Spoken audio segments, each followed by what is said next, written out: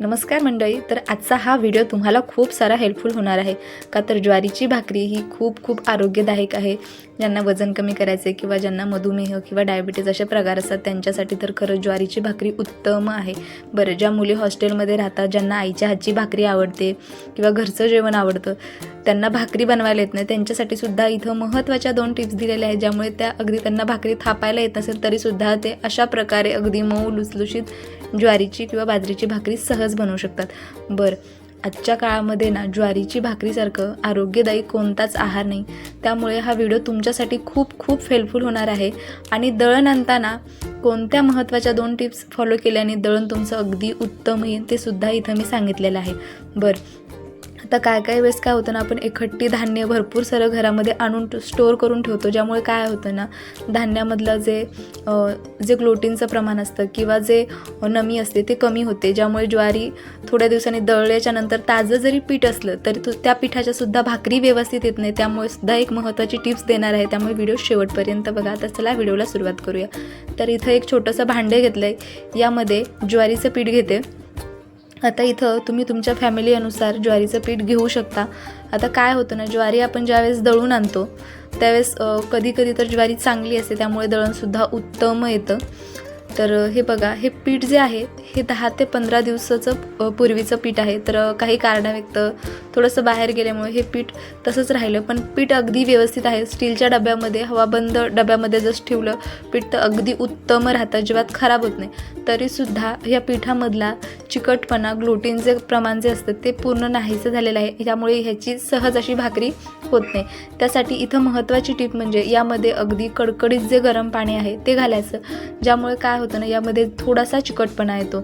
म्हणजे काय होतं ना, आपली भाकरी जी आहे ती व्यवस्थित थापता येते, व्यवस्थित शेकली जाते.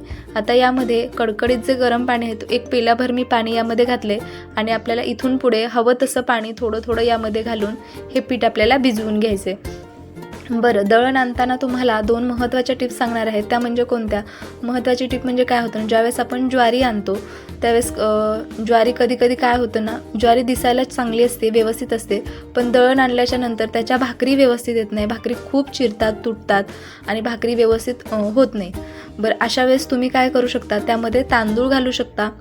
तांदूळ नसेल घालायचे तर तुम्ही यामध्ये अगदी वाटीभर उडदाची डाळ किंवा अख्खे उडीद जरी घातले तरीसुद्धा चालतं. बरं, काहींना पांढरी शुभ्र भाकरी आवडते, त्यांनी तांदूळ घालू शकता. तांदळामुळे सुद्धा या पिठाला खूप सारा चिकटपणा येतो आणि भाकरीसुद्धा पांढरी शुभ्र होते, मस्त दिसते, चवीलासुद्धा भारी लागते, खरपूस शेकली जाते.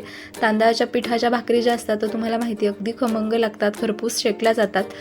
तर आता हे पीठ व्यवस्थित असं मी मळून घेतलं आणि त्यानंतर झाकण ठेवून हे थोड्या वेळासाठी पीठ वाफवून घेतलं. म्हणजे काय होतं ना, ते उष्णतेने ते पीठ व्यवस्थित वाफलं जातं. बरं, आता आपल्याला भाकरी बनवायची, त्यासाठी सगळ्यात आधी गॅस चालू केला, गॅसवर तवा ठेवला. बरं, आता भाकरी करत असताना काय करायचं ना, ज्यावेळेस आपण पीठ मळायला घेतो त्याच वेळेस तवा गरम करण्यासाठी ठेवायचा. म्हणजे काय होतं ना, भाकरी व्यवस्थित तव्यावर घातल्यावर पचते. आता हे पीठ व्यवस्थित असं मी भिजवून घेतले. आता यामध्ये अगदी थोडंसं पाणी घालून हे व्यवस्थित असं मळून घ्यायचे. आता या पिठाला ना अजिबात चिकटपणा नव्हता, पण गरम पाणी घालून हे पीठ आपण व्यवस्थित भिजवून घेतल्यामुळे या पिठाला खूप छान असा चिकटपणा झालेला आहे. आता यामध्ये थोडंसं सुक्कं पीठ घालायचं आणि हे भाकरीचं जी पीठ आहे हे आपल्याला व्यवस्थित असं मळून घ्यायचे. जर आपण गरम पाणी जर नाही घातलं ना तर अजिबात भाकरी थापली जात नाही, व्यवस्थित हे पीठ मळलंच जात नाही, अजिबात यामध्ये असा एकसंधपणा नसतो. तर गरम पाणी घातल्यामुळे हे पीठ खूप लवकर असं व्यवस्थित असं मळलं जातं. आता पुन्हा आपल्याला जेवढी भाकरी बनवायची तेवढं थोडंसं पीठ त्या भांड्यातून घ्यायचं आणि मोठ्या परातीमध्ये अशा प्रकारे मळून घ्यायचं. जेवढं छान आपण पीठ मळून घेतो ना तेवढी सुंदर आपली पातळसर अगदी मस्त अशी भाकरी होते. आता इथं आपल्याला हवी तेवढी, जेवढी मोठी आपल्याला छोटी लहान भाकरी बनवायची तेवढ्या आकाराचा थोडासा असा पिठाचा गोळा घ्यायचा.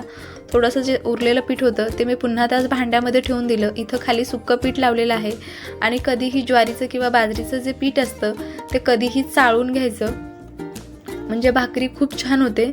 आता भाकरी व्यवस्थित अशी आपल्याला हलक्या हाताने थापून घ्यायची आहे. खाली व्यवस्थित पीठ जर लावून घेतलं ना तर ताटाला भाकरी चिटकत नाही, व्यवस्थित अशी गोल फिरते. गोल भाकरी फिरली की आपल्याला थापायला सुद्धा खूप सोपं जातं. हलक्या हाताने भाकरी फिरवत थापायची, म्हणजे भाकरी पातळसर खूप मस्त अशी तयार होते. इथे तुम्ही बघू शकता अगदी गरगर ही ताटामध्ये भाकरी फिरते व्यवस्थित अशी.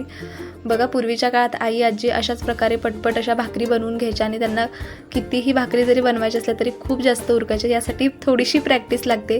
पण तुम्हाला एक महत्त्वाची पुढे जाऊन टिप देणार आहे, ज्यामुळे तुम्ही अगदी मस्त अशा पातळ पातळ ज्वारीच्या भाकरी सहज बनवू शकता. इथं आपली भाकरी थापून तयार आहे. तवासुद्धा व्यवस्थित असा तापलेला आहे. तर चला ही भाकरी घालून घेऊया तव्यावर. भाकरी घालताना काय करायचं ना, हलक्या हाताने भाकरी अलगद सोडायची, म्हणजे भाकरी तुटत नाही किंवा भाकरीची अशी तव्यावर घालताना अशी गुढी पडत नाही. आता याला लगेचच पाणी लावून घ्यायचं. भाकरी भरपूर अशी गरम झाली ना तर पाणी व्यवस्थित लागलं जात नाही आणि पाणी जरी व्यवस्थित आपण लावून घेतलं तरीसुद्धा त्या भाकरीला नंतर वरून अशा चिरा पडतात, ती भाकरी फुगत नाही. त्यामुळे काय करायचं ना, भाकरी घातली की लगेचच पाणी घालायचं, असं लावून घ्यायचं व्यवस्थित. हे बघा व्यवस्थित असं कडाकाठाने भाकरीला पाणी लावून घ्यायचं. आता ही भाकरी अगदी अर्ध्या मिनिटासाठी व्यवस्थित अशी शेकवून घ्यायची. यावरचं जे थोडंसं पाणी सुकलं की भाकरी आपल्याला पलटून घ्यायची. इथे तुम्ही बघू शकता बऱ्यापैकी याचं पाणी सुकलेलं आहे. खूप जास्त सुद्धा सुकवायचं नाही. हलकीशी भाकरी पचली की उलटून घ्यायची. तर तुम्ही बघू शकता अगदी मस्त अशी ही भाकरी उलटून घेतलेली आहे, कुठंच तुटली वगैरे नाही. भाकरी शेकवताना खूप बारीक गॅसवर सुद्धा भाकरी शेकवायची नाही. मध्यम मोठ्या गॅसवर भाकरी शेकून घ्यायची आणि भाकरी अशी व्यवस्थित अशी कडा काठाने अशी भाकरी फिरवून व्यवस्थित अशी शेकून घ्यायची. चपातीपेक्षा भाकरी शेकण्यासाठी थोडासा जास्तीचा वेळ लागतो.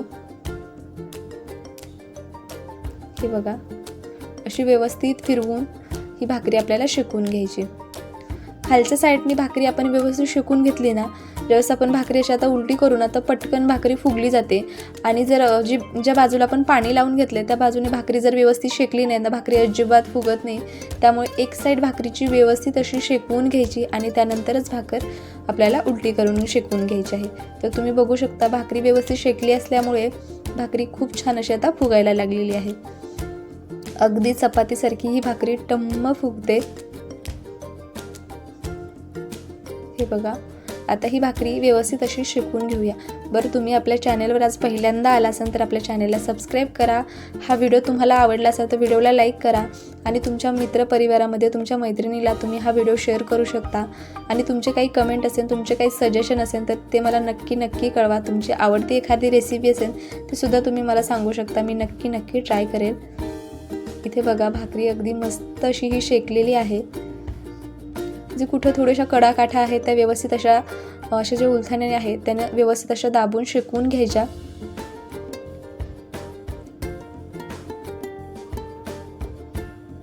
हे बघा ही भाकरी आता मस्त अशी शेकून घेतलेली आहे.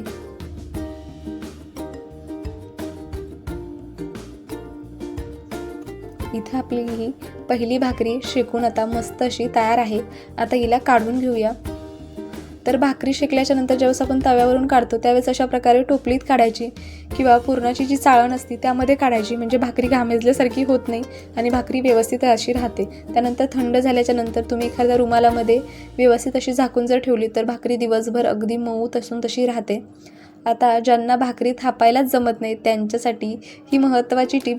आता इथं थोडासा पिठाचा गोळा घेतलेला आहे. त्याला दोन्ही साईडने सुकं पीठ लावून हाताने थोडासा एकसारखा प्रेस करून घेतला आणि त्यानंतर जो आपला पलपूड बेलन असतो त्याला थोडंसं पीठ लावून घेतलं आणि आपण जशी चपाती लाटतो ना अगदी त्याच पद्धतीने अगदी हलक्या हाताने ही भाकरी आपल्याला लाटून घ्यायची. बरं ज्या मुले हॉस्टेलमध्ये राहतात, ज्यांना स्वयंपाक करायची म्हणजे सवयही नसते आणि वेळही मिळत नाही, त्यांच्यासाठी खरंच खूप ही उपयुक्त आहे. अशा प्रकारे भाकरी खूप पटकन बनल्या जातात, एकसारख्या पातळसर भाकरी होतात. तर तुम्ही सुद्धा कधी समजा ज्वारीचं पीठ खूप दिवसाचं झालं आणि ज्वारीच्या पिठाच्या भाकरीच होत नसेल तर तुम्ही असं गरम पाण्यामध्ये पीठ भिजवून अशा प्रकारे भाकरी बनवू शकतात. तुम्हाला खरंच खूप या व्हिडिओची हेल्प होईल.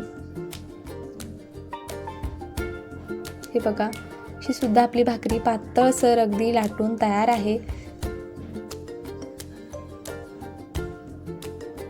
तर याच प्रकारे तुम्ही ज्वारीच्या सोबत बाजरीची भाकरी सुद्धा तुम्ही अशा प्रकारे बनवू शकता. तर हे बघा ही भाकरी अगदी मी पातळ लाटून घेतली, तुम्हाला दाखवते.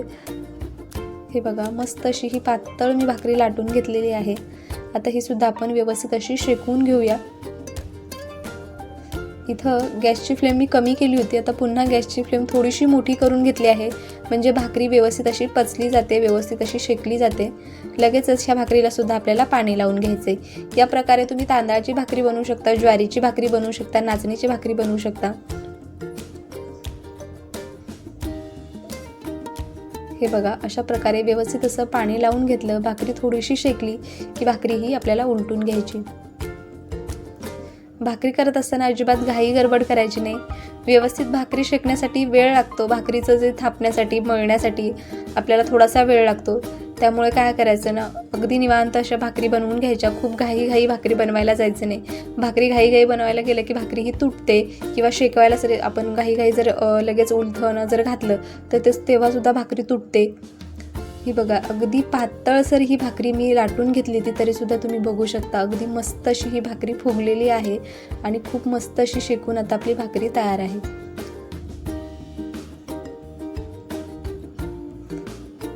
हा व्हिडिओ तुम्हाला जरासुद्धा हेल्पफुल वाटला असेल, तुम्हाला आवडला असेल तर व्हिडिओला लाईक करा आणि तुम्हीसुद्धा जर तुमचं ज्वारीचं पीठ खूप दिवसाचं झालं असेल तर तुम्ही ह्या टिप्स फॉलो करू शकता आणि तुम्हीसुद्धा अशा छान भाकरी बनवून तयार करू शकता। तर चला, मी भेटते पुन्हा अशाच एखाद्या छानशा व्हिडिओमध्ये। तोपर्यंत बाय बाय।